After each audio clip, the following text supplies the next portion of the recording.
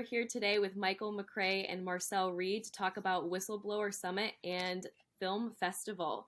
Michael, now you are incredibly passionate about the act of whistleblowing for a very good reason. Take us back to where that fire and passion started.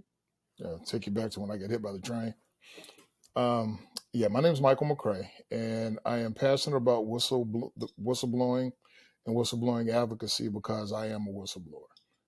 During the Clinton administration, I blew the whistle on $40 million worth of waste, fraud, and abuse during the at USDA under Mike Espy's tenure, and that changed my life forever. And making a long story short, I was able to keep my sanity and probably saved my life by attending a conference of whistleblowers in 2007. It was on Capitol Hill, and the event was called then Washington Week, Whistleblowers Week in Washington. And so that was kind of my first introduction. And what it did was it provided a sense of community and mutual support. And part of what I do now in order to give back was to continue that tradition. And I, along with Marcel Reed, we host what has become, I guess, the largest and the longest continuous summit for whistleblowers, and it's the Whistleblower Summit. And we started it as a Whistleblower Summit for Civil and Human Rights, and it's become the Whistleblower Summit and Film Festival, and we're going into our 10th year this year. Such an exciting time. So the whistleblowing summit actually started, I believe, right as the Washington Whistleblowers Week about, you said 10 years ago, correct? No, longer than that. That was in 2007. So 13, I think it was 13 years ago was that first Washington Whistleblowers Week. And so it was members of Make It Safe Coalition that made that idea reality. right. That's a great feat for sure. What kind of community came out of that? Well, Kelly, let me put it this way. The very first week, it was kind of no one knew that there was a thing for why would whistleblowers meet. First off, why would you identify yourself as a whistleblower? And then secondly, why would you have a conference? What essentially happened was that the NGOs, non-governmental groups in Washington, essentially they generally have a day that they do some type of conference. And what happened was we all came together and said, well, as opposed to, Pogo doing one day, 1 month, and Gap doing another day, another month, what happens if we all came together and we all take a day during 1 week? And then the idea was kind of a cooperative marketing, that we would be able to promote everybody's event during one time and that we get more coverage. And so the day that I was really heavily involved with was the No Fear Day.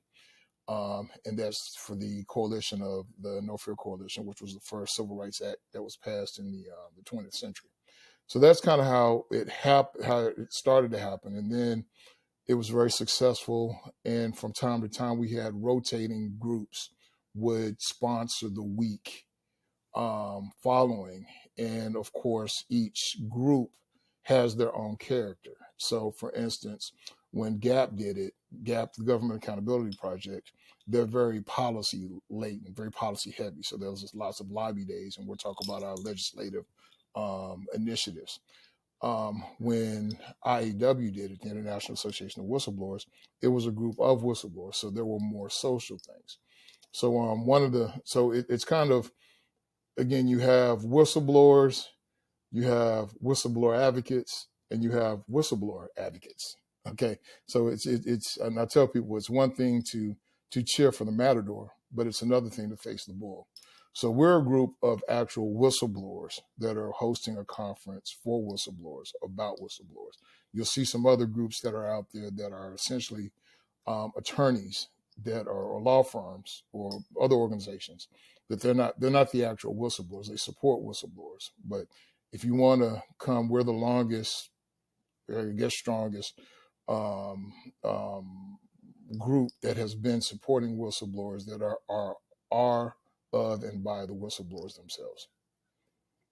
Yes, and that community, I think it's really important, as you said, Michael, to make a very comprehensive experience where you have the whistleblowers as the matadors and you have the advocates being the audience cheering on.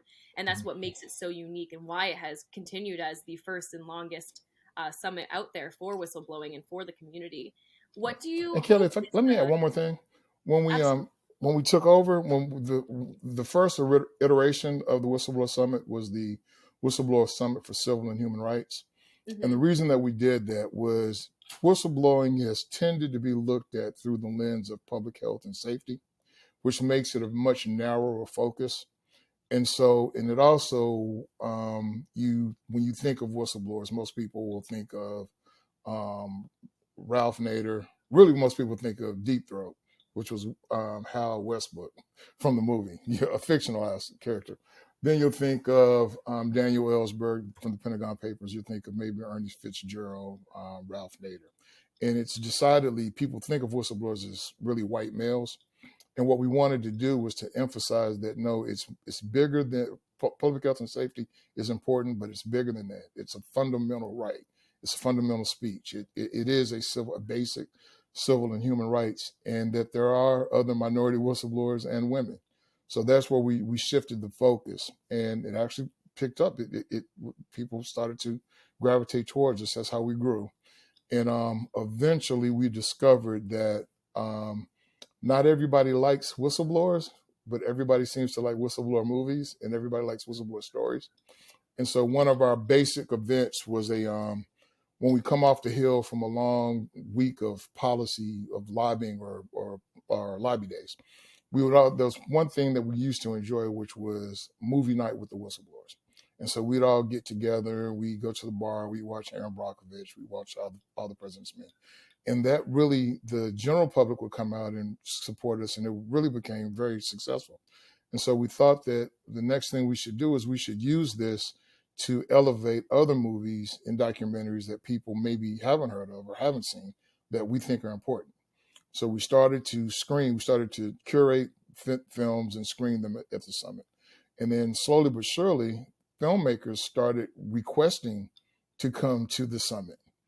And so once that started to happen, we realized that we really needed to build upon kind of the cinema aspect and really the popular culture, because it's cinema and books. And so that's when we changed. We went full throat into the Whistleblower Summit and Film Festival. So that's kind of how we got here. Absolutely. The medium of film, it seems, is just absolutely transforming and redefining what a whistleblower looks like. I think you're doing a great job of really showing that it's not, as you said, just the white males or the celebrities or the non fictional characters. It can be anyone in their day to day practicing that First Amendment right. Speaking of, Marcel, you yourself are also a whistleblower. You stepped forward and prevented public funds from being misused. Tell us a little bit about how you were able to use your voice and any platforms that you had in the past or in the future. Um, well, thank you for asking me, Kelly. Yes, I came out of Acorn, which was a huge organization. Um, I actually met Michael through Acorn in Washington, D.C. So I was the chair of Acorn in Washington, D.C. in Northern Virginia, one of the largest Acorn offices in the country. And I was on the board of Acorn, the National Board of Acorn. We found out about theft in the organization, and I was completely committed to the mission of Acorn, which was to raise people who were disenfranchised and marginalized. Once I became a whistleblower, unbeknownst to me, I didn't know it would blow up like this. Michael had had experience with it, but I really didn't know it would turn out like this. I noticed within the whistleblowing community that though it was very good work, it seemed to marginalize people who were not federal employees. So when I came to whistleblowers, the first time I came was by virtue of an invitation from Michael. And the first thing I noticed was that everyone who was identifying as a whistleblower was either a state or federal worker, or had come out of some huge financial firm, something that didn't touch regular people. And I had devoted a good deal of my life to having issues that touched regular people. And I found that whistleblowing is an excellent opportunity for very marginalized people to speak up. I didn't want them to think that this was something that only elitists did or people who had a particular occupation did. So once Michael and I started to do the Whistleblower Summit, I started to reach out because I had been an organizer. I started to see ways to organize around it. And Michael also had been an organizer, but that was really my vocation. So once I did, I understood that to organize, you need to build popular sentiment. So laws are never enough to change society. Society is changed by people understanding that whatever legislation is passing is actually going to impact them. And so, how do you get the people the fastest way? Books and film. Um, and after a while, after we had been showing the films on the Hill, um, we really started to think about it. And I thought, along with Michael, that the name should change from the Whistleblower Summit for Civil and Human Rights, which was trying to encompass everyone, to to the Whistleblower Film Festival. And I think it has proved successful. Michael and I have won an award for it. I mean, the Best in Fest. Um, I don't think anyone had ever thought about segmenting whistleblower films out. We've had the support of Hollywood, and uh, and I also come from a network called Pacifica Radio Network, and I've tried to loop in the press now with this. So what we're trying to build here is not only to change whistleblower laws, but to change the perspective of whistleblower in the regular community. There is no question of the success nor of the transformation of the definition of what a whistleblower is, what a whistleblower looks like. That is absolutely something that the Whistleblower Summit and Film Festival has made completely clear. And going off of kind of what you said, Marcel, of the community, and you think this is a very unique approach to making people feel not only represented, but really included and invited into the conversation. What kind of chain reaction, and this is for either of you, Marcel or Michael, what kind of chain reaction would you like to see out of this year's summit? Well, personally, I'd like to see this become more um, integrated into our community, for it to become something that's not an oddity, but something that is understood, that everyone has a voice, everyone can speak up. It's not necessarily tied to any kind of reward, because I think sometimes people confuse whistleblowers with people who are just seeking another way to make money. I want people to understand that not only can this pay off, but also it's kind of a social responsibility. It's part of citizenship. You know, when you see theft, fraud, and abuse, you should be driven to speak about it simply because it's wrong. And I guess I would add that I just want to see broader support. So for a while, it felt like we were kind of talking to ourselves. I guess we were kind of preaching to the choir. And everything that we've done now is we've been trying to open the windows so that we can shout to the heavens. And so one of the more interesting things that I noted was that we're okay in terms of support with certain nonprofits. We're okay with support from the legal community, the advocacy groups. Corporations, for whatever reason, seem more hesitant to support us. And the corporations that have supported us have been more along the entertainment thrust. So we may not have a problem getting participant media to support us, but we'll have a problem getting.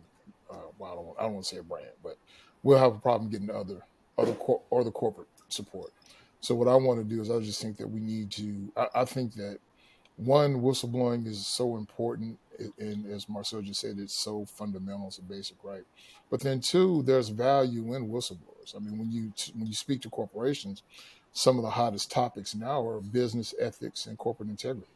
Though those are whistleblowers. Those are whistleblower stories.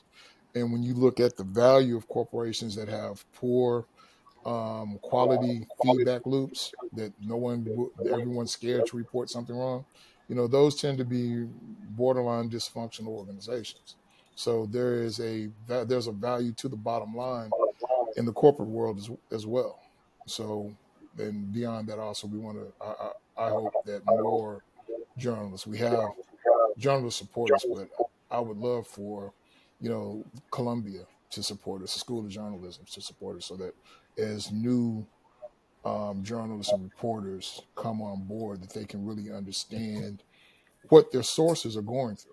Because when somebody writes a story, they're there, however many hours, 40, 80, whatever, how many hours it takes to write it. But, the whistleblower's there, the whistleblower's there for a lifetime, because it's a life-changing thing. Absolutely. You both have documented that anyone and everyone can get involved in the summit and the festival. Speaking back, Michael, to what you were saying, specifically, how can corporations and universities such as Columbia get involved in the summit for this year and those to come? Well, one is we're always open to sponsorships, and we'll do custom activations or whatnot to bring whatever the brand is, and however they want to be integrated into the events. But then also, I feel strongly that we should do almost maybe a whistleblower speakers bureau, or take the show on the road, so that whistleblowers can go to schools and speak to classes, and have discussion groups with students and young people. I really want to get the young people, because it's kind of formational in terms of how they start to engage in the world, and to kind of see it from a full 360 degrees, not just their own perspective. So I think that we need to do. It'd be great to do a whistleblower book tour, speaker series, and any of these things could be funded by X corporation that wants to support the cause. So I just think that there should be more integration and more outreach, and with more support, we can do even more. In terms of getting young people and creatives involved, Marcel, that's something that you spoke a little bit on. Is there any reason that you would want specific people to hop into and really get engaged in the summit and festival this year? Absolutely. And as part of that, as we've said before, we've engaged with journalists. We have SPJ in Washington, D.C., which has whose chair actually graduated from Columbia School of Journalism, who supports us. We'd like to broaden that. Before I went to Pacifica Radio Network, because it was a platform that we thought does really support free speech. We want the journalists to get involved. As Michael said, some of these stories might be a Pulitzer for the journalist, but the whistleblower's life is eviscerated. They have no avenue. And very often when you blow the whistle, what you find out is that not only do your coworkers drop you or mob you, you'll find that family members will pull back from you because they don't understand, or it's just too much trouble, and after you do this, very often you can lose your job or lose your standing socially, and your family, of course, doesn't want to see this happen to you. So we need to make it just a part of life. Uh, and I know in the community I hail from, very often this is considered snitching. And I want to separate this out from snitching. We're not asking you to snitch. We're asking you to stand up and speak out when you see something that is wrong. Absolutely. Michael, is there anything you have to add off of that point that Marcel said of really just redefining it, making it not a snitching mentality, making it a little bit more humanized and giving credit to the people who have blown the whistle and dealt with the aftermath of it? Right. Well, Kelly, that's one of the missions of the summit. One is we wanted to redefine the name whistleblower. I guess this ties back to the point I was making about corporations. Previously, we were offered some support by another named corporation, but they wanted us. They loved what we were doing. They saw all the good work and the effort and the quality of the activations and the quality of the event. They just wanted us to change the name, which goes against the point. What we're trying to tell you is that whistleblowing, it's a good thing. It's not a bad thing. It's not a pejorative. And even though in the source, when you look up whistleblower, you'll get 20 pejoratives. But no, whistleblowers are courageous. Whistleblowers they're patriots. But these are people that are fulfilling their civic duty. And so that's part of one is we want to a refocus or reframe the term, reclaim the name whistleblower, and then two, talk about whistleblowing in this historical context, because the way that we use the term now is post Watergate, post Pentagon Papers. Is essentially whistleblowers as we speak about it today is something that occurred roughly 1970s, 1975. The first whistleblower law was passed in 1778 by the Continental Congress. So we've had whistleblower laws and whistleblower protection even before we had the name whistleblower. And so that's some of the stuff that we talk about at the summit. Or one of the most important whistleblower laws happened at the end of the Civil War in 1865, the False Claims Act, where we had bad defense contractors that were robbing the Treasury. And Abraham Lincoln came out with a law that would protect them. So these are the things that you learn about at the Whistleblower Summit. These are things that we want to put into proper historical perspective, and that's why we meet, and that's why we do what we do. The educational value alongside the unification of the community and patriots, as you call them, America. Absolutely. I Wow. just like to. Oh, Go ahead, Marcel. I'd just like to add something, and that is Michael is correct. Very often people think about whistleblowing a quarter of a century ago or 40 years ago when Daniel Ellsberg did it. But I'm very often running into people who have very mixed feelings about whistleblowing because they're thinking about Edward Snowden. And for some reason, this has risen to the top again with the recent activity in Ukraine. And they're saying, as an attack is being talked about, that is Edward Snowden part of that process to attack us? And I've just found this coming up in the last 3 or 4 weeks. And that is something that is constant in our community. A person that has blown the whistle and something negative happens years later, and they may be just tangentially associated with it. And it cast a pall on all of us. So in the last 3 or 4 weeks, I've been finding myself defending whistleblowing against comparisons with Edward Snowden. Well, Marcel, Snowden is always an interesting case for me, at least in my opinion, because we tend to look at whistleblowing as either you're a case like Snowden, are you a patriot, are you a traitor? I think in this case, he may be both, because there was the first thing that he blew the whistle on was PRISM, and that was talking about the government surveillance, which there would Mm-hmm. have been no judicial oversight without those revelations, because no one had proof that it was going on. So there's no question that blowing the whistle on PRISM was definitely helpful. Some of the other subsequent information that got exposed is questionable in terms of national defense. So whenever people talk to me about Snowden, I'm like, yeah, that's a mixed bag. Well, one thing's for sure is that whistleblowing is always relevant. There is always something to be talking about. There's always something going on.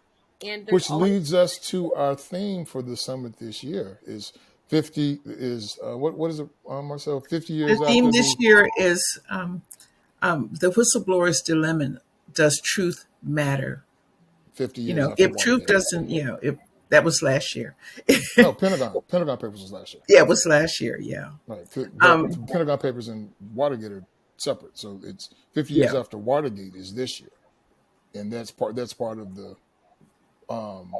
that's part of the activity. Also, we're seeing for the Martha Mitchell Award, part of what we're seeing with Gaslit coming out on Stars. So this is the 50th anniversary of the Watergate break-in, Yeah. and does truth still matter? Does truth still matter? Because that's our dilemma as whistleblowers. If truth doesn't matter, why are we doing this? And I'm sure other people are asking the same thing. What an excellent concluding line. If truth doesn't matter, why are we doing this? Wow. Thank you so much, Marcel and Michael, for talking to me today. I think that everyone has learned a great deal about not only what the summit and the festival does, but what whistleblowing is. And hopefully, people watching this today are able to be inspired to attend and participate in this year's summit and festival, happening in Whistleblower Month at the end of July. So don't miss the summit and festival happening July 22nd to 31st. And thank you again, Michael and Marcel, for chatting with me today. Thank you. Thank you.